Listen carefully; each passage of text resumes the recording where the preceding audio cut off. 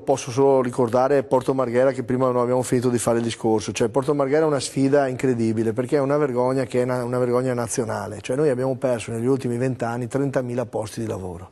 E attenzione, a Marghera hanno lavorato tutti, mio papà è un operaio a Porto Marghera. Marghera, sindaco. Porto Marghera ha avuto grandi problemi, ha dato tanti problemi alla città perché ha fatto inquinamento eccetera, ma ha dato anche tanta ricchezza, ha dato tanto da mangiare. Quando è stata fatta Porto Marghera il Veneto era distrutto dalla guerra, le persone emigravano, ecco, la gente aveva fame e allora hanno costruito questa cosa gigantesca, pianificata, che ha lavorato per molti anni. Sono le trezze, quelle lì, sindaco? Quelle sono le trezze, sì. Quelle sono ecco, lì verrebbe segata in due? A metà e passa, metà. Ecco, adesso qui non si può capire benissimo, no, insomma, però un giorno esatto, veniamo con una piantina e la facciamo vedere a tutti. Finivo dicendo che Porto Marghera è stata lasciata andare completamente, con la scusa dell'inquinamento sono state fatte di fatto opere speculative gigantesche legate alle bonifiche che però non sono servite a nulla. Allora quelle robe lì le perseguirà la magistratura.